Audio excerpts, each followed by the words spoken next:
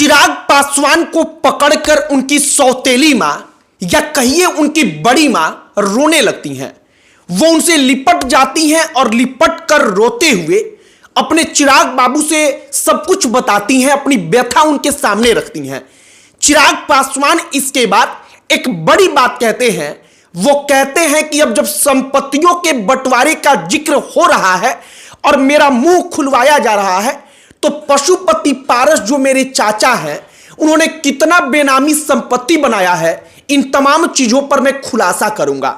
यह बहुत बड़ी बात है कि पशुपति पारस ने 1 करोड़ का, 10 करोड़ का, 50 करोड़ का, 100 करोड़ का, कितने रुपए का संपत्ति बनाया है, जिसके बारे में चिराग पासवान कहते हैं कि हमसे भी उसको छुपा कर रखा गया है, हमसे भी छुपा कर रखने का प्रयत्न किया गया है। और जब बात आगे बढ़ी है तो हम सब कुछ बताएंगे। हमने सोचा कि जरा वो पूरी कहानी बताई जाए। जब चिराग पासवान अपनी मां के पास जाते हैं, वो मां जिसको लगता था कल तक कि 140 बीघा जमीन मेरा अपना है, उससे जो कमाई हो रही है वो सब कुछ हम देख रहे हैं, वो अचानक से 140 बीघा जमीन उससे छिन जाता है। और इसके बाद वहां पर वो अपने बेटे के सामने क्या मर्म रखती हैं, वो पूरी कहानी आपको आगे हम बताएंगे। लेकिन आगे बातचीत करने से पहले हमारा नमस्कार स्वीकार करिए। हमारा नाम मोहित कुमार सिंह है। सबसे पहले चिराग पासवान जब वहां पर जाते हैं खगड़िया में, तो चिराग पासवान के पीछे पीछे पूरा का पूरा काफिला चलता है।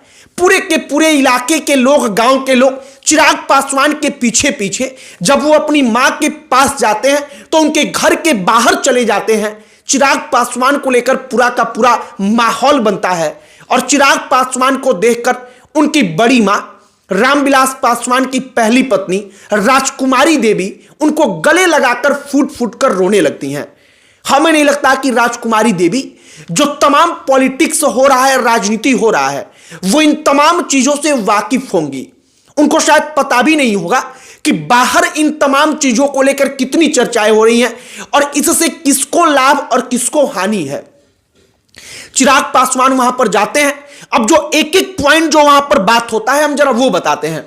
वो जब मां को रोते हुए देखते हैं तो कहते हैं कि सबको माकूल जवाब मिलेगा।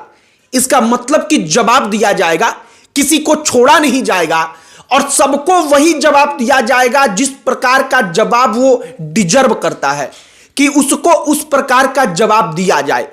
चिराग पासवान इसके बाद और कई सारी बातें कहते हैं। पशुपति पारस के संपत्ति बंटवारे का जो पूरा का पूरा विवाद एक पनपा है, इस पर वो कहते हैं कि बेनामी संपत्ति का जिक्र करते हैं। अब आप इस बात को समझिए, जब बड़े परिवार में कोई झगड़ा होता है तो उस परिवार की इज्जत की जो लुटिया होती वो कैसे डूबती है, आप इसी बात से समझिए कि अब चिराग पासवान पशुपति पारस के बेनामी संपत्ति को लेकर कहते हैं कि हमको दुख है, हम इस पर बोलना नहीं चाहते थे, लेकिन कई संपत्तियों को उन्होंने हमसे छुपा कर रखा है और इसके बारे में हम खुलासा करेंगे। हम सबको बताएंगे कि हमारे चाचा ने कैसे बेनामी संपत्ति बनाया है। यह अपने आप में बहुत बड़ी बात है कि रामविलास पासवान जब मंत्री हुआ करते थे, रामविलास पासवान जब राजनीति में चमकते सितारे हुआ करते थे, तो उनके भाई उस वक्त पर उनके कद, उनके प्रभाव का इस्तेमाल करके खुद भी बड़े बड़े पदों पर बैठे और इसके अलावा उन्होंने कई करोड़ का प्रॉपर्टी बना लिया प्रभाव का इस्तेमाल करके।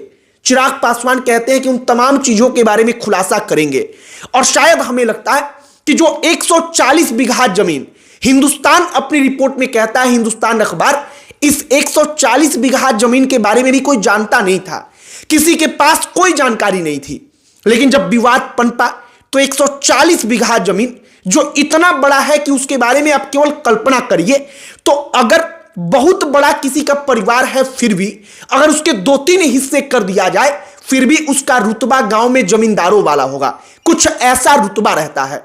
140 बीघा जमीन है जो पशुपति पारस और रामचंद्र पासवान के नाम पर है, रामविलास पासवान के दोनों भाइयों के नाम पर, और वही पूरा का पूरा विवाद का कारण है, बड़ा कारण है। अब एक और बात आप समझिए, जो चिराग पासवान वहां पर जाते हैं, अपनी मां से मिलते हैं और 140 बीघा जमीन का पूरा विवाद पनपा है अब आगे इसमें क्या कुछ हो सकता है जरा वो आप समझने का प्रयास करिए। मान लीजिए कि चिराग पासवान अगर वो कह रहे हैं कि हम बेनामी संपत्ति का खुलासा करेंगे, तो ऐसा तो है नहीं कि पशुपति पारस कुछ ऐसे प्रॉपर्टीज के बारे में ना जानते हो। अगर चिराग पासवान के पास है तो निश्चित तौर पर पशुपति पारस भी उसके बारे में बोलेंगे, वो भी अपना मुंह खोलेंगे।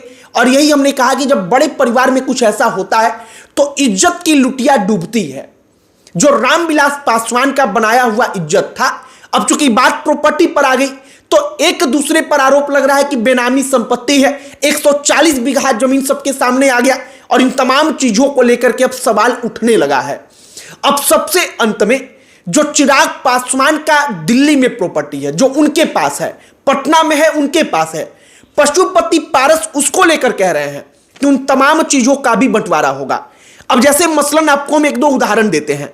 जो पशुपति पारस हैं, उनकी भाभी मतलब रामविलास पासवान की पत्नी और चिराग पासवान की अपनी मां रीना पासवान, उनके नाम पर बसंत कुंज में जो इलाका है दिल्ली का, वहां पर एक पेट्रोल पंप है। अब वो पेट्रोल पंप तो तभी आया जब रामविलास पासवान थे और उस वक्त पर रामविलास पासवान और ये तमाम भाई एक दूसरे के साथ मिलकर काम कर रहे थे। तो निश्चित तौर पर पशुपति पारस कहेंगे कि उनमें से भी बंटवारा हो। दिल्ली में रीना पासवान के नाम पर जमीन है, वो कहेंगे उसका भी बंटवारा हो। और पशुपति पारस वही कह रहे हैं कि पटना और दिल्ली इन दोनों जगहों के प्रॉपर्टी में भी बंटवारा होगा, उसमें भी हमको हिस्सा चाहिए। और कुल मिलाकर के जब चिराग पासवान वहां पर गए तो यह मामला और अधिक चर्चा का विषय बन गया। अब आगे देखिए कि इसमें क्या होता है, कौन क्या करता है, कौन किसके बेनामी संपत्ति का खुलासा करता है। लेकिन कुल मिलाकर अगर हम एक लाइन में कहें तो रामविलास पासवान की जो इज्जत बनाई गई थी, रामविलास पासवान ने जो अपना कद बनाया था, शायद चिराग पासवान और उनके चाचा के बीच लड़ाई में वो तमाम चीजें धुल रही हैं। एक और महत्वपूर्ण बात है कि राजकुमारी देवी को आप यूं ही नहीं छोड़ सकते। राजकुमारी देवी कानूनन तौर पर रामविलास पासवान की पत्नी थी।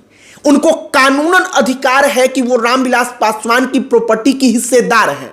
तो निश्चित तौर पर अगर खानदानी जमीन है, जो जमीन आज की तारीख में पशुपति पारस और उनके भाई रामचंद्र पासवान, केवल इन दोनों लोगों के नाम पर 140 बीघा जमीन, लेकिन वो खानदानी है, तो इसको लेकर के जो दावा होगा वो कोर्ट तक पहुंचेगा और निश्चित तौर पर इस पर कोई फैसला आएगा। और शायद चिराग पासवान इसी को कह रहे हैं कि सबको माकूल जवाब मिलेगा। अब आगे देखिए और क्या कुछ होगा। बाकी ये कहानी उस दिन की जब चिराग पासवान अपनी मां से मिलने गए। पूरा का पूरा शहर मानो, पूरा का पूरा गांव मानो, चिराग पासवान के स्वागत में वहां पर उमड़ पड़ा, उनके पीछे पीछे चलने लगा और वो तमाम दृश्य, तमाम तस्वीरें सोशल मीडिया पर चर्चा का विषय भी बनी। आपने भी वो सब कुछ देखा होगा। आपकी इस पर क्या प्रतिक्रिया है, आपकी क्या राय है, कमेंट बॉक्स में लिखकर बताइएगा। बाकी इस वीडियो को यहीं पर समाप्त करते हैं। अंत में हमारा परिचय, हमारा नाम मोहित कुमार सिंह है। बहुत बहुत धन्यवाद।